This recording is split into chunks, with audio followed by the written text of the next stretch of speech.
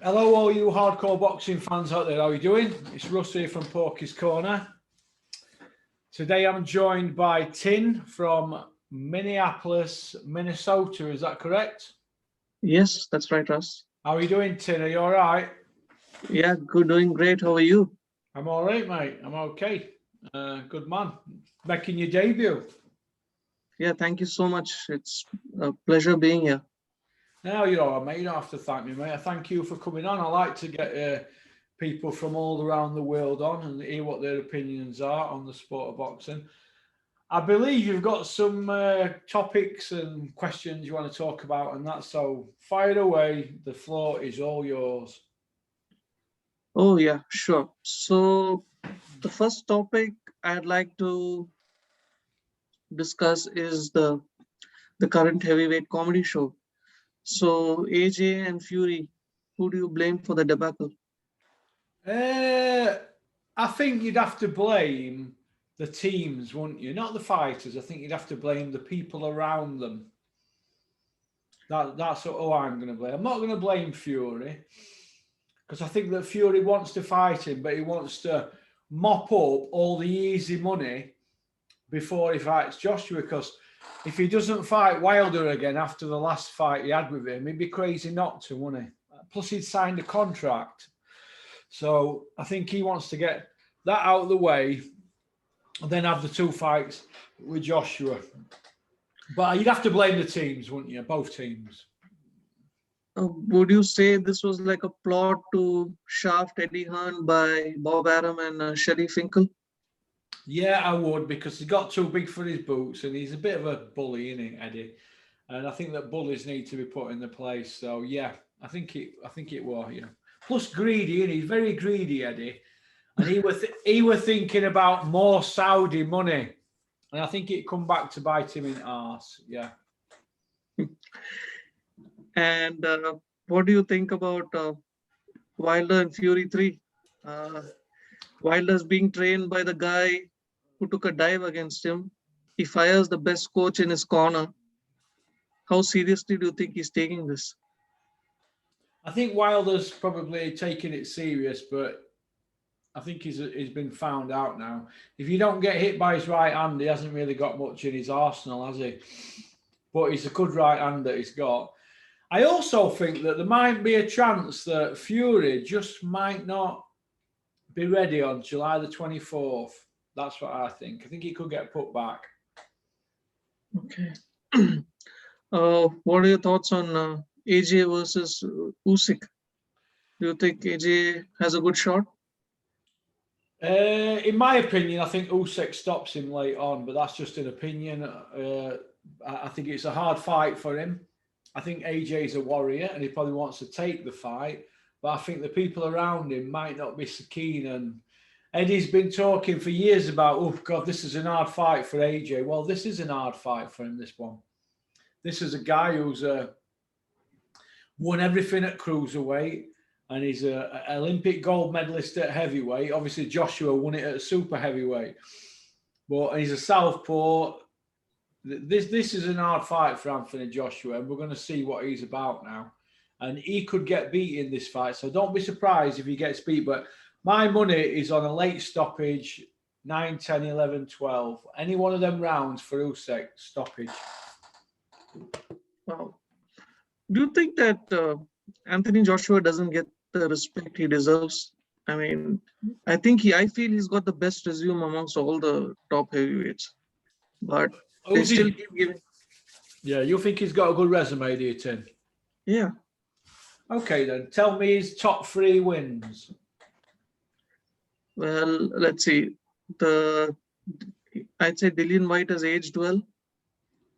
No, when he fought Dillian White, he'd only had 14 fights, though he were a novice. Yeah, that's why I said it aged well. I mean, now Dillian White is a top contender. And of course, the Klitschko win. Yeah, well, who else do you think? And I think a good win was, I'd say the Parker fight was important, but I think the Povetkin win was more impressive. in So my you're, opinion. yeah, so you're going to go Dillian White, Vladimir, and Povetkin for his best 3 wins. Yeah. Right. Well, I'm going to tell you something now, and I want you to listen very carefully. Dillian White were a novice coming off a 2-year ban. Vladimir were in his 42nd year, 69th fight, life and death. He were 18 months on settee, coming off a loss.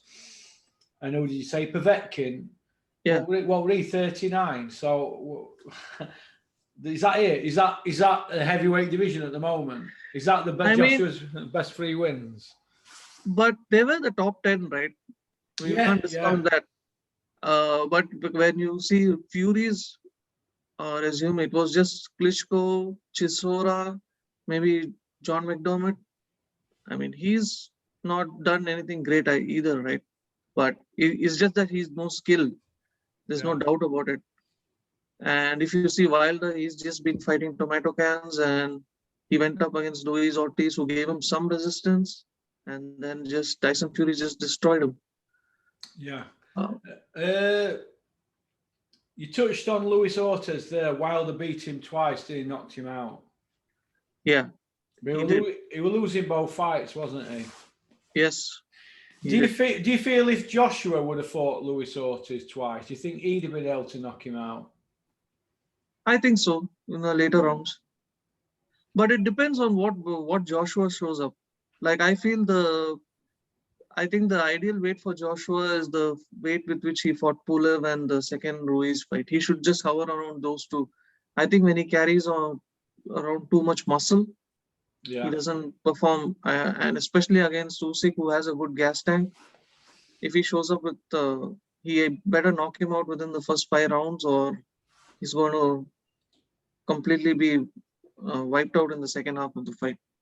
Yeah, good points, mate. Yeah, it depends if Joshua's got his game head on. I think when he got clipped against Ruiz, he went in firing, didn't he? Instead of like trying to box him, like he did in the rematch. So if his concentration levels are there, he maybe would have beat Luis Ortiz. But why didn't he fight Luis Ortiz? Because they were in the same stable, weren't they? But I thought that Luis Ortiz was offered the fight when Miller was popped, and they said they needed more time. They were not ready, and that's how Ruiz got the shot. So that's the story, but it's all just stories. We don't know. We can't confirm.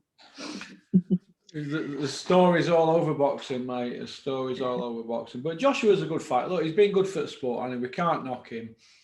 I just think he's been carefully navigated through choppy waters.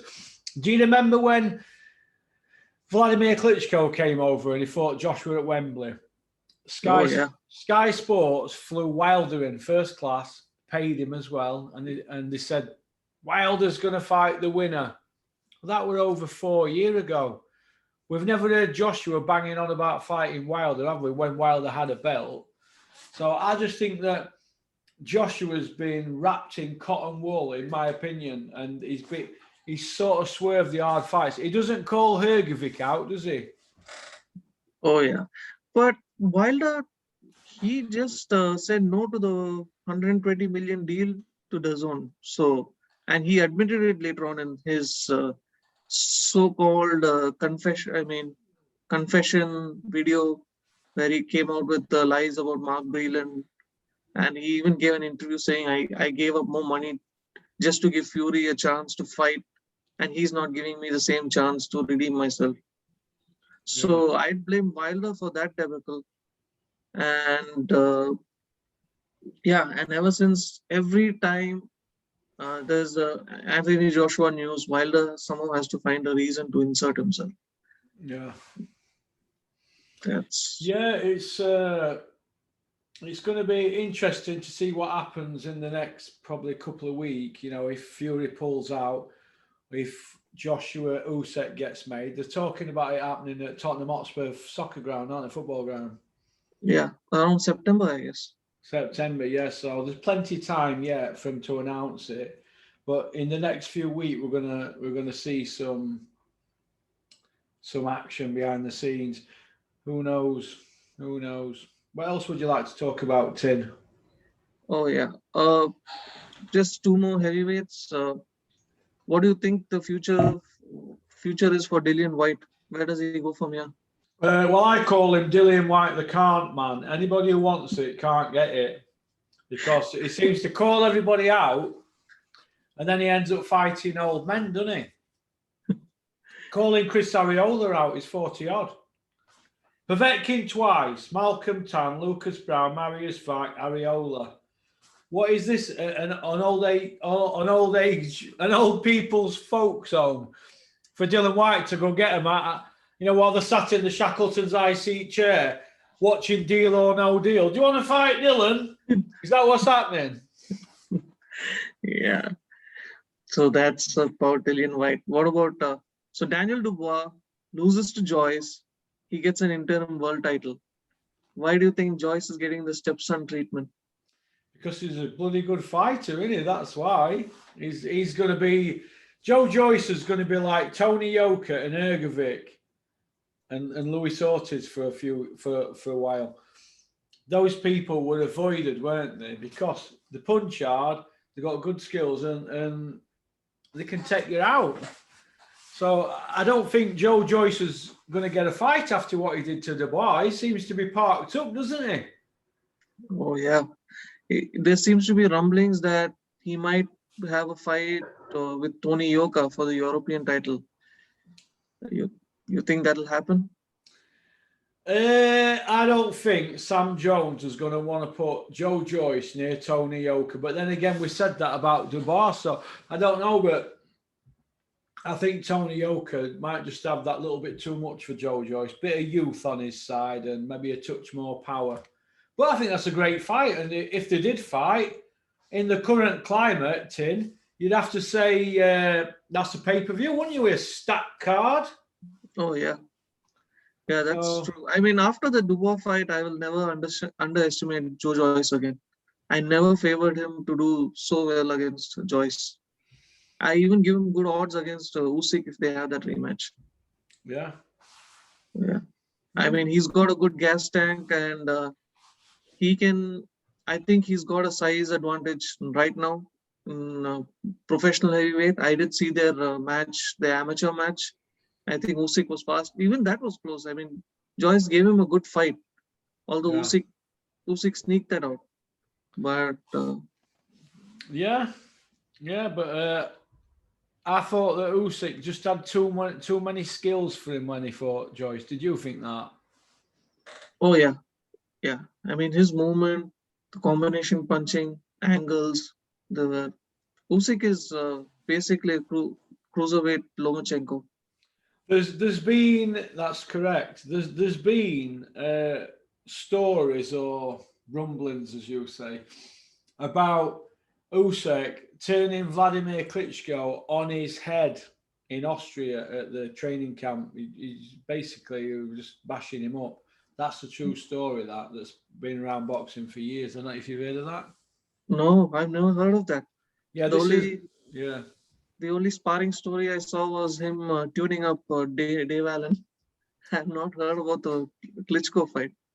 Yeah, well, that wasn't hard, was it? Dave Allen against Usyk, because Dave Allen had already said he'd been retired. So, but he's coming back, Dave. I just wish him the best of luck. He seems to be a nice guy. Yeah, we wish Dave Allen all the best. I just hope he don't get his brain scrambled. He could end up a comedian, Dave, couldn't he? like me. Yeah, I just hope he keeps his health intact. Yeah, I do. What else would you like to discuss, Tin? Yeah, so the Billy Joe Saunders saga. I don't know if you saw his latest Instagram post. Yeah, he took it down, didn't he? Yeah, and then I think he's come up with another video saying that he didn't quit and he would never quit. He would never disappoint the fans. I think your words are true for us that he's got the heart of a breadcrumb. Yeah. And he quit on his stool because I don't see any scars of any kind of surgery on either of his eyes.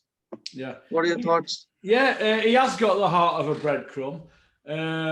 And he did an interview, but on Talk Sport Radio No, that's a radio. That's not in front of a camera. What I want to know is why Kugan Cassius can't go and put a camera in front of Billy and ask him some questions that we, the fans, want answering, instead of going on a Sky propaganda radio show called TalkSport and without showing your face. It's like talking it background. It took him 32 days to do that.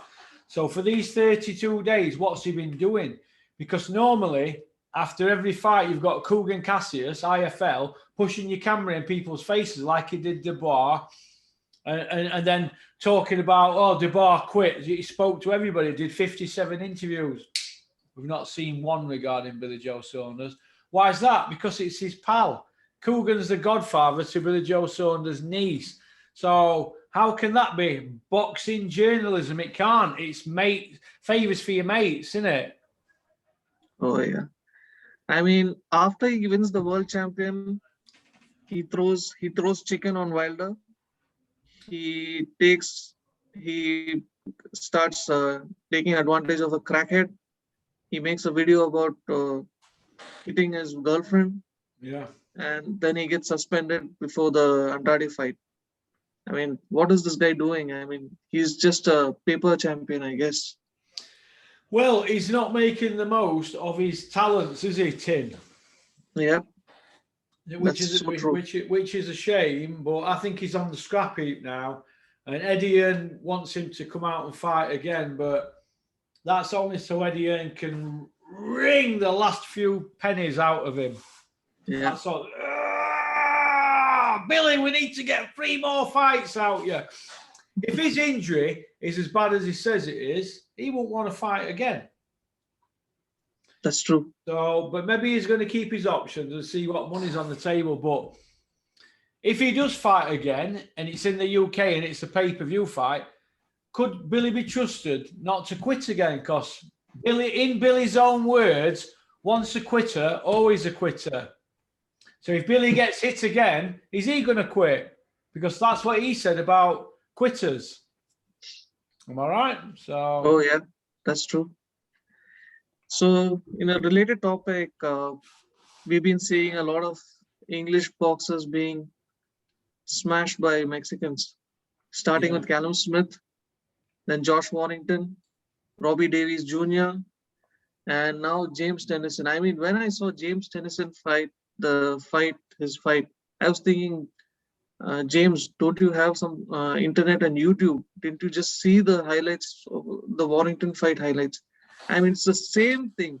They get hit, they engage in a fight in the pocket, and they get hammered by a left hook. Why do you think, what's going on here, Russ? You forgot Rocky Fielding as well against Canelo. Oh, yeah. I think that the British mentality is that they get to fight these Mexicans and they know that they're getting paid well. So they know what they're getting before they get in the ring. And once they start getting some fist, I personally believe that they become rabbits in the headlights. They're just looking for a way out. That's how I look at it anyway. I think that there's a lack of coaching experience in the UK to teach our guys to go over there and deal with these Mexicans. Plus, these Mexicans have got hearts of lions. And we as British, like we've just said, we've got hearts of breadcrumbs. That's it. It's about hearts. You're fighting a Mexican guy, you've got to look at people like Barry McGuigan when he fought Steve Cruz in desert, 125 degrees in desert, in a 15-round battle.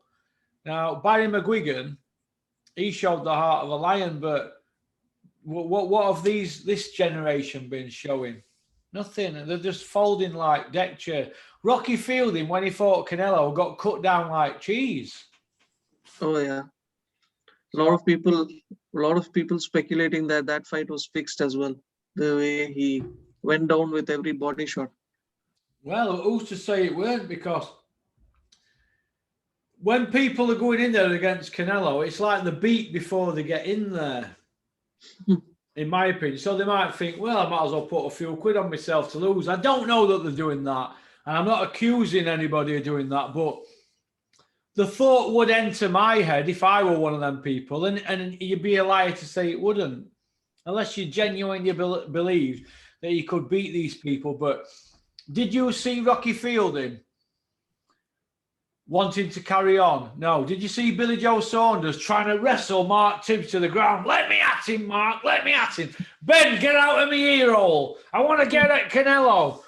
No, you didn't. You saw a beaten fighter who looked like he got old overnight. Everything caught up with Billy Joe Saunders. And that young man, young Tin from Minneapolis, is karma. Oh, that's so true.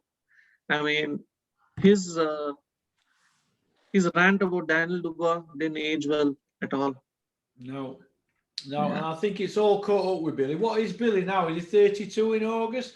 So time's marching on for him, isn't it, really? We've never seen Billy Joe Saunders in a firefight, have we? No. Nearly against Chris Eubank, but they were both not at the best then. But we've never seen him in a firefight. This time, he were in a firefight. You know, like, when we're talking firefights, we're talking Carl Froch, George Groves, 1. We're talking Carl Froch, Jermaine Taylor, firefights. Yeah. Where you've been dropped and you're getting knocked about and you're out your comfort zone. That's a firefight. And what happens when you're in a firefight? You become a firefighter. You put it out. You put the fire out. You don't jump out the window and break your legs on the floor. You put the fire out and you walk out the front door, don't you? You become a hero. Billy Joe Saunders did not become a hero. He jumped out the window. He's now in a wheelchair. That's what he will be remembered for. Forget the big cover-up that's gone on since from people in high places and what they did to poor old Mark Tibbs and that Ben Davidson, yap, being unprofessional in the corner. Billy Joe Saunders was in a firefight and he wanted a way out. That's the bottom line. Anything else is pure lies. I don't know what he's telling himself, but if it's not true, he can have a slot on it. Billy, you can have a slot on Porky's Corner. Come on here and I'll ask you some proper questions because nobody else dare ask you there because you're mates with MTK. I'll ask you questions. You quit, move on. You're a braver man than me. You've had a fantastic career, but you quit. Don't try and con the fans any other way. Yeah. Those are good words. Yeah. So, yeah, just in a related topic, what do you think about the current generation versus the previous generation when it comes to work ethic, fight frequency, and how they deal with money? You mean how fighters deal with money? Yeah.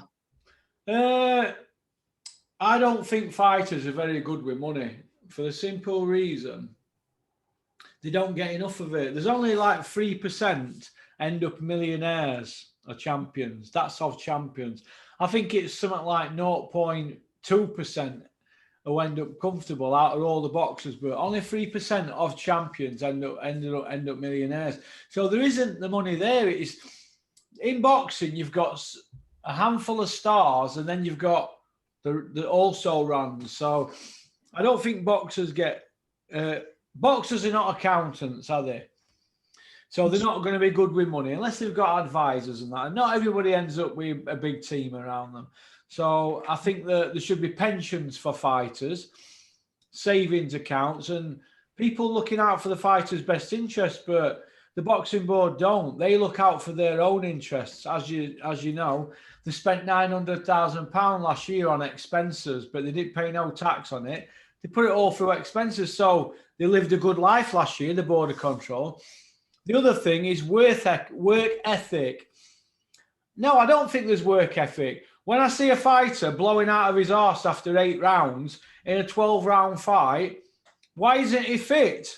For example, if it were a Formula One race and it's 60 laps, he's going to be no good if he runs out of petrol after 40 laps, is he? So, no, I don't think there is a work ethic. And I think it's time that fighters started living in the gym. All these fighters that need sponsors and this, or are just starting out, they need to go get a job in day, and they might have a better work ethic then. And what were the other question you wanted to talk about, Tim?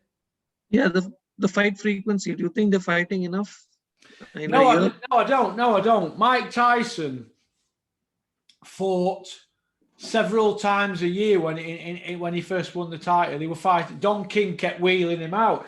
Keep him out there, because he'll go off the rails if we don't keep him out there. So Mike Tyson, he was kept active. Anthony Joshua's not active. Tyson Fury's not fought since February last year. So how can his tools be sharp? Joshua don't fight enough. So no, I don't think they do fight enough now. I think they need to fight more times and take less money and not have every fight on pay-per-view. Give something back to the fans. Fight on non-pay-per-view for the fans. Do it for the fans. That's my opinion. Yeah. So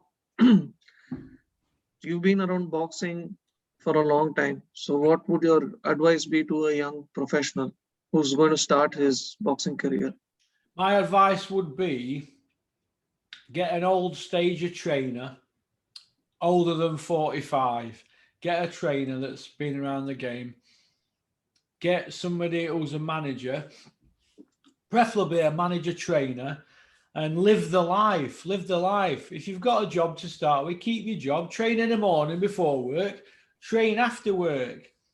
And while you're working in the day, you can think about what you're doing wrong.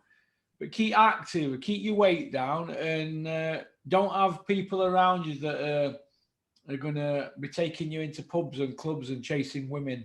Keep all that sort of people away from you, and at least until you retire.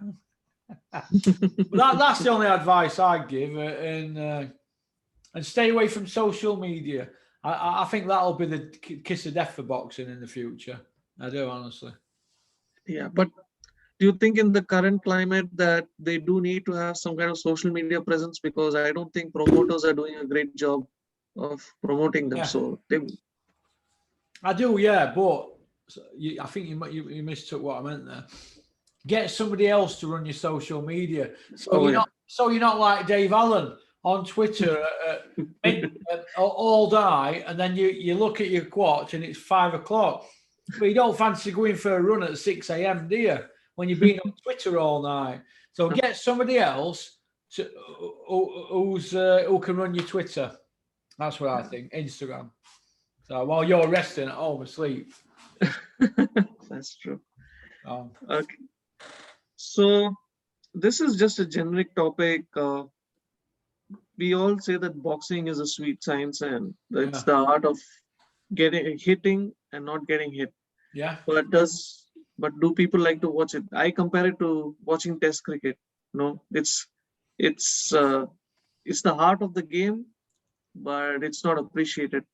So I'd like to just bring up like a couple of boxers like Jordan Gill and Leron Richards, who I've been seeing more this year. Do you think they have a good ceiling, or they're just British level? Do they have potential to go beyond European level? Did you say Jordan Gill? Yeah. I think Jordan Gill can win a British title and a European title. I'm not sure if he can win a world title, but if he can win them belts and then it can be matched correctly, I think it's possible. Who was the other guy that you mentioned, Tim? Leron Richards. Leron Richards. I think Leron Richards can win a European title and challenge for world honours. I'm not sure if he could win it though, but I think he could be in a world title fight. Yeah, are they trained by Dave Coldwell? Yeah, both of them are trained. Yeah, I think that they could challenge for world titles. Yeah, whether they win them or not, it depends if it's a vacant belt or what belt it is and the timing. But I think they're in the mix. Yeah, I think they're in the mix. Yeah. Yeah. Okay, so let's talk some British prospects. I'll just name them and you can just give me your thoughts on them. Johnny Fisher, heavyweight, Mark Tibbs fighter. Archie Sharp, Dennis McCann. I don't think we can call Daniel DeBar a prospect now. I don't think there's many more than that, to be honest. There is a kid from Sheffield called Quinn Ahmed, who's nearly 18. He's trained by Chris Smedley. And you might have seen him sparring on my video, King's Boxing Job. He's a small guy who sparred the light heavyweight guy, Conor Malpaz. They reckon that Quinn Ahmed's going to go all the way, and there's already been offers put to Chris Smedley to sign him up. So it's going to be interesting to see what he does. But already the people are getting involved with his career, and he's only 17. So it's going to be interesting to see what happens with him. But I don't really know. I don't really see anybody else who's a prospect that I rate. I haven't had time to look, to be honest. But I don't see many others. But I think Johnny Fisher's good. John Hedges is good as well. He's going to do well, I think, eventually. Do you think Felix Cash, I don't know if you can even call him a prospect anymore. Do you think he's destined for big things, or? I think he'll fight for a world title in the next 18 months, yeah. I think he's good, and it's possible he could win it, or he could get a version of a world title matched correctly by Eddie Hearn. But if you're looking at prospects, I always look at prospects under 8-0, or up to 10-0. You could say a prospect. Would you say Tommy Fury is a prospect after his performance last week? No, always. But before last week, people were saying he's the best thing since sliced bread, weren't they? Yeah, that's true. That's true. But no, I don't think he's gonna go anywhere. Not with his dad for a trainer. Big John Fury fighting man. They don't fight. So the next topic that I'd like to discuss is women's boxing. Yeah. I mean, whatever, how much ever we criticize Eddie Hills, I think he's done some good stuff for women's boxing. Don't you think? I think he has done good for women's boxing, but he's also done good for Eddie Hills, hasn't he? Do you know what I mean? I mean, Katie Taylor, let's have it right. She's already been beat a few times, but nobody's going to give a decision against her, are they? Yeah. Do you know what I mean? At least British boxing has given us some good fights in the last year or so, like the Katie Taylor Pursuit 2, Jonas Harper. I think there was even a small fight between Carly Kelly and Amy Timlin. Yeah. It was an excellent fight. All great fights. Did you know that Jonas Harper was Fight of the Year, Ring Magazine Fight of the Year for women? But yeah, they can't do a rematch. How crazy is that? How crazy is that? Ring Magazine Fight of the Year, but there's no rematch. But they all said there were gonna be. So Steffi Bull, why isn't there a rematch when Terry Harper and Natasha Jonas is Ring Magazine Female Fight at Year? That's craziness. I think, in my opinion, she wants to unify, get a couple of gimmies, and then go for the rematch. Yeah, do you know what? You should be a boxing manager, Tim. You should be a boxing consultant. I think, we can't be too harsh on Harper. I think she's fought some decent competition on her after winning the world title. Like, I think Dina Thor, the girl she beat before the Harper rematch, or I don't know, after the Harper rematch, I think she was a #1 mandatory or contender. So next is a unification with the Choi, and hopefully that match goes on. She becomes a unified champion. Yeah, well, let's hope she does. But I'd like to see Natasha Jonas get another shot at winning a world title, because there's a lot less fighters than her. For example, Shannon Courtney is strutting about as a world champion, and good luck to her, but she couldn't lace Terry Harper's boots, could she really? Natasha Jonas's boots. So I'd like to see Natasha get a world title. I don't see Shannon Courtney holding on very long with her to her world title, because she had not rectified any of her mistakes. She was repeatedly getting hit with the left hook. I mean, that's the only weapon you need against you put her against Lara, and he's going to take her head off with those left hooks. And then one of my most famous favorite fighters in the UK, Savannah Marshall. You think she gets a shot at Clarissa Shields anytime in the near future? I'd like to see Savannah get the fight with Clarissa Shields because I've been told that she's going to get paid well, and I like Savannah. I've known her years. She's a lovely lass, and she's already beaten Clarissa Shields once, so I think she can do it again. Yeah, Yeah. her destruction of Hannah Gabriel's was just something to watch. I've never seen a woman box like that. She's just, I'd say she's just a perfect example of the Fury school of boxing, I guess. Yeah, she's done well with Peter. He's taught her all sorts and added to her game. So, yeah, she's Yeah. done really well. She's done well. Okay, and what do you think about this new YouTube boxing phenomenon? I think it might peter out soon, but I haven't got nothing against anybody earning money. But what did upset me was Eddie Hearn were quick to jump on the bandwagon and put it on, wasn't he? And now now that he's not involved, he's quick to criticise. So you can't have it both ways, can you, Tim? Yeah. So, Do you think Mayweather threw his legacy in the trash bin with his latest circus? no, not really. Mayweather's a businessman and it's not down as a proper boxing match, but I do think he carried him. My friend Terry, if you listen to his podcast, the Beautiful Boxing Podcast, you listen to it, yeah? Well, Terry seems to think that Mayweather got old, and I don't agree with that theory. I think that Mayweather carried him. So, but I could be wrong, but I think that Mayweather held him up in one of the rounds and really could have knocked him out. That's what I think. But, And in terms of boxing versus the UFC, in the UFC we get the fights that we want, but the fighters don't get what they want. Whereas in boxing, we don't get the fights we want, but the boxers start acting like divas. I mean, they, with all due respect, they deserve to get paid whatever because they put their life on the line. But do you think they've been asking for more than what they deserve? yeah, I think the greed in boxing at the moment is out of control. And when a fighter's getting millions of pounds and he's in the middle of a fire, he's thinking, well, what am I doing here? I know how much money I'm getting paid. Can I accept quitting? If the answer is yeah, they get out of the fire.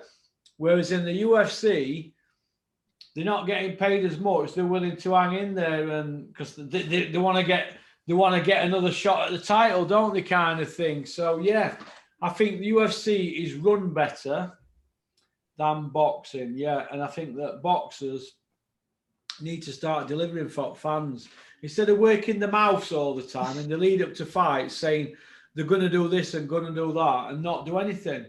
They need to start thinking about the people, the fans who are paying their wages, because if the fans, then in 20 years, there might not be any boxing because these kids that are coming through now, they're all going to watch UFC. Dana White's not stupid. 20 years from now, there might not be any boxing fans. It might be like boxing now in 20 years might be like UFC was 20 years ago. Just a niche underground sport. And it's the future I'm worried about for the sport of boxing. And nobody's saying a word, only me and a few others. Everybody else is just battering archers down and getting on with it. I can see what's happening. We have graphs and analytics for all sorts of things. Statistics for fans at fights, viewing figures for all TV channels, what fighters are getting. I've got it all going back 25 years. And I'm telling you now, boxing is going downhill. And in another 17, 18 years, like I've just said, there might not be any boxing. People might say, okay, you're crazy. I'm not crazy. I'm a stat man. It's my job. I make it my business. It's not just a job. It's an adventure to me, but it's my passion as well, isn't it? And I love it. But I'm telling you now, I could be watching UFC in another 2 years at this rate, and I don't watch it. But I could be because I'm that disillusioned with the sport of boxing. Yeah. Do you think that there needs to be some kind of consolidation and the side of the street nonsense should stop? And promoters have to get a way, especially when there are rematches involved, say, hey, let me host the first match on my platform, and if there's a rematch, you can do it on your platform. Yeah, something like that. Good idea, but My argument with rematches is this. There shouldn't be rematch clauses in fights at all. The fans should decide if there's a rematch. Did Tyson Fury Vladimir, the first one, did that warrant a rematch? No, It not really. was a stinker of a fight. We all agree that. But there were a rematch clause in it. Now, Anthony Joshua is fighting Usyk. So they're saying, but the argument is about whether there should be a rematch. But yeah, it's a mandatory fight. Mandatories are not supposed to have rematches. So who is allowing this to happen? The sanctioning bodies have got to stop that. If Usyk beats Joshua, Joshua's got to work his way back into contention. That's the rules. And until all that stops, we're going to be going round and round and round and round in circles. Do you agree? Oh, yeah. I mean, even the sanctioning bodies have become a joke almost. I think the IBF is the only kind of serious body. The WBA is a complete joke. They give titles like they hand out candy. And the WBC is looking for a chance to make anyone a franchise champion. So until all this stops. The WBO, we don't even count that. And the IBO don't even do mandatories. Yeah. You couldn't make it up, Tim, could you, lad? You couldn't. Okay, so the next one is I'd like to discuss some upcoming matchups. So what do you think about Canelo versus Plant? Do you think he walks through Plant or Plant gives him some resistance? No, I think Canelo beats him. I think he knocks him out. And what do you think about Canelo Beterbiev? Canelo Beterbiev? Beterbiev, oh yeah. I think that's a 50-50 fight. I don't think he takes it though, but he's got to take that because he beat Kovalev, didn't he? Yeah. He's got to fight Beterbiev, whatever you want to call him. He's got to fight him. That to me is a hardcore's wet dream. Do you want to see a Canelo Triple G3? Yeah, I'd like to see that. Yeah, but at £160, I'd like to see Canelo come out of his comfort zone and take £8 off.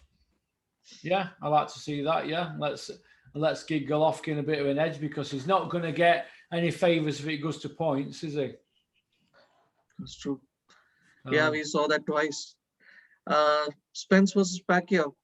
What do you think about that? I think that's a good fight, although Manny Pacquiao is knocking on a bit. I think that Errol Spence should have enough in the tank to beat him. I think that age might catch up on Manny Pacquiao, and I think that youth beats age. And I think that Spencer's a big guy as well, isn't he? Yeah, I think it's going to go along the lines of the Brook fight, where Brook was getting a lot of early success. Yeah. But I think Pacquiao is still a little faster on his feet and his hands, so he might give a little more extra trouble to Spence. But I think Spence will get the job done. Yeah, I do. Yeah. Okay, so Teofimo Lopez versus the others in the lightweight. What do you think about his? You think he's going to reign long, or was it just a flash in the pan?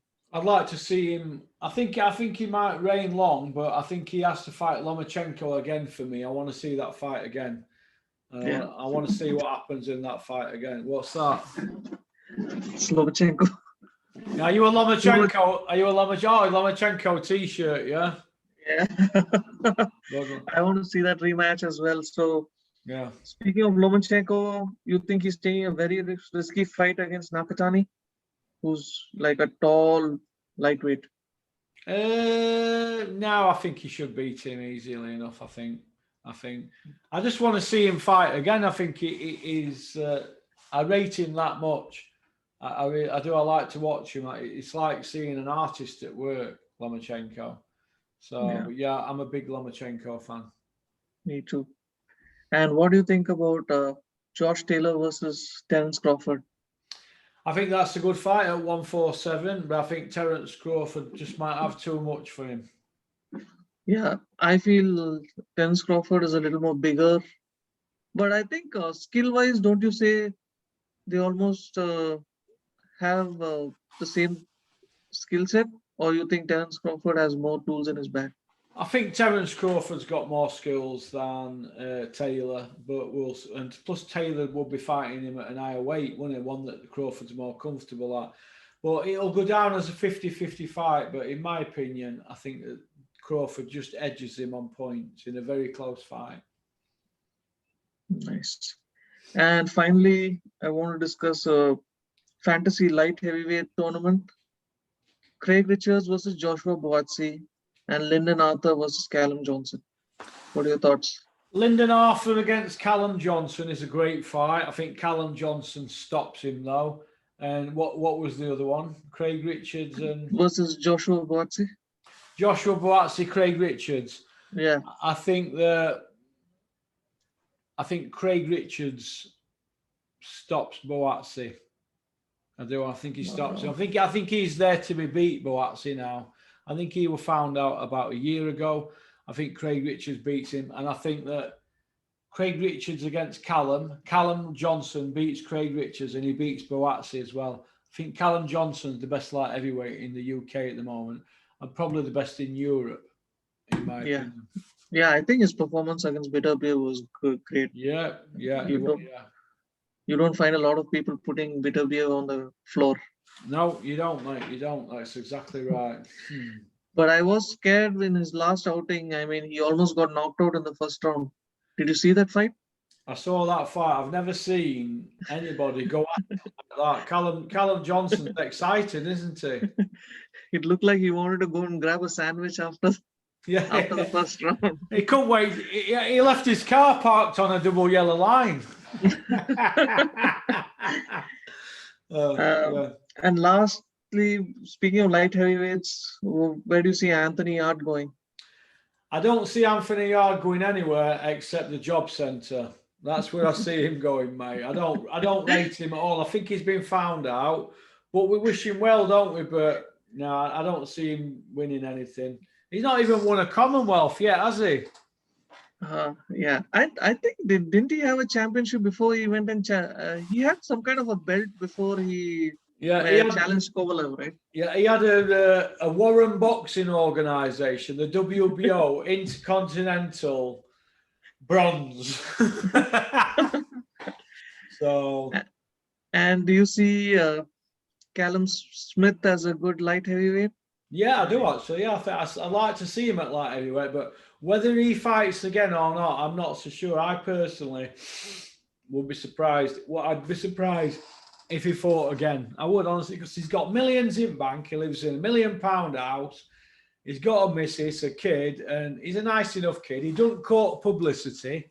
And if he were to walk away from the sport now, he has clocked the game, hasn't he? That's true. So, yeah. So, okie dokie then. Okay. Well, listen, thank you for coming on, Tim. You've been a real addition to the Porky Express. You speak very clearly. You're very organised. You've got good questions. Can I ask you, are you from America originally, or are you from a different country? No, I'm originally from Bangalore in India. In India? Bangladesh, did you say? Bangalore. Bangalore, yeah. What made you move to America then? Yeah, I work in IT. So I just moved here for work. Right, that's okay. And do you like it over there? Yeah, it's good. Nice place. Good, you should visit. I'm not allowed in. Minneapolis. I'm not allowed in America. I've been in trouble with police when I was a young man, so they won't let me come over. I tried in 2011 to get a visa to watch Carl Froch Andre Ward in Super 6, but I got refused. And I've got a few other people that I know have been refused. Peter Fury got refused, and he went anyway to Canada, and he snuck in through Michigan on a train, but they caught him. Wow. They sent him back, yeah.